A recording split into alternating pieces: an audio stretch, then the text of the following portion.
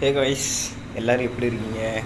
இன்றைக்கி நமக்கு சின்ன ஒரு ப்ராப்ளம் ஆச்சு. என்னென்னா, நம்ம வண்டிக்கு ஒரு சின்ன ஒரு கிக் ஏற்றினா தான் சரிப்பட்டு வராப்புல. அப்படிலாம் தப்பாக நினச்சிக்காதீங்க. என்ன விஷயம்னா, வண்டி வந்து கிட்டத்தட்ட 2 நாளாகவே கார்பெட்டர் ஒரு மாதிரி அடிச்சிட்டே இருந்தது. அதனால் சரி நான் என்ன பண்ணலாம் அப்படின்னு நினச்சேன்னா, இப்போ நான் கரெக்டாக எங்கே இருக்குதுன்னு பார்த்தீங்கன்னா, அதாவது நம்ம துறைப்பாக்கம் இருக்குங்கள, துறைப்பாக்கம் டு குரோம்பேட் ரூட்டு. இப்போ அந்த ரூட்டில் தாங்க நான் பக்கத்தில் இருக்கேன். என்னென்னு பார்த்தோன்னா 2 நாளாக அடிச்சிட்டே இருந்தது. பெட்ரோல் போட்டால் பெட்ரோல் இருக்குது, ஆனால் பெட்ரோல் இல்லாமல் அடிச்சிட்டே இருக்குதா. எனக்கு ஒரு மாதிரி கடுப்பாச்சு. அதான் இன்றைக்கி என்ன பண்ணேன்னா, வண்டியை நிறுத்திட்டு சரி ஏதாவது வாட்டர் கேன் கிடைக்குதா அப்படின்னு சொல்லிட்டு பார்த்தேன்.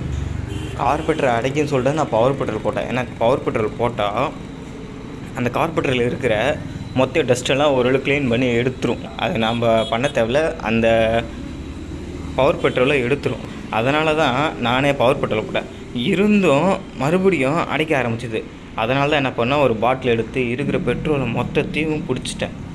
கரெக்டாக அந்த ஒயின் பாட்டில் இருக்குது பார்த்தீங்களா, அதில் ஒட்டுற ஃபுல்லாக பிடிச்சிட்டு, அப்புறம் நம்ம வண்டிக்கு சின்ன ஒரு எனர்ஜி, அதாவது ஃபுல்லு த்ராட்டில் பண்ணி மொத்தத்தையும் இருக்க அந்த கார் பெட்ரோல் மொத்த பெட்ரோலும் எடுத்துட்டு கொஞ்ச நேரம் கழித்து என்ன பண்ணேன்னா, அந்த பெட்ரோலை நான் ஹெல்மெட் ஒரு கேப் ஒன்று வச்சுருந்தேன். அதாவது நம்ம மண்டைக்கு போகிற இது, அது வந்து அதை வச்சு ஃபியூல் பண்ணி வடிகட்டி அந்த பெட்ரோலை ஊற்றிட்டேன். அந்த பெட்ரோலை ஊற்றிட்டு அதுக்கப்புறம் என்ன நடக்குதுன்னு வச்சுங்களேன், அது அப்படியே பொறியமாக உள்ளே இருக்கும். இருக்கிற டஸ்ட்டு எல்லாம் அந்த பேப்பர், அந்த துணியில் ஏதாவது இருக்குன்னு பார்த்தேன். அந்த துணியில் ஒன்றும் இல்லைங்க.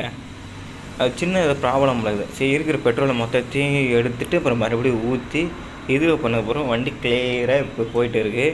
அதனால் சொல்கிறேன், ஃபஸ்ட்டு செக்கப்பு உங்கள் வண்டிக்கு நீங்களே பார்த்துங்க. தேவையில்லாமல் மெக்கானிக்கிட்ட செலவு பண்ணிக்காதீங்க.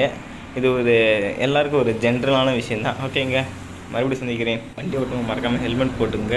அதேமாதிரி சைடு மிரரை பார்த்து ஏறுங்க. ஓகேங்களா, முக்கியமாக இண்டிகேட் போட்டு ஏறுங்க. தயவு செஞ்சு யாரும் உங்கள் இஷ்டத்துக்கு வண்டி ஓட்டாதீங்க. ஓட்டினாலும் கரெக்டாக கண்ட்ரோலாக ஓட்டுங்க. ஓகேங்களா, பாய், லவ் யூ. மறக்காமல் சர்ப்ரைஸ் பண்ணுங்கள்.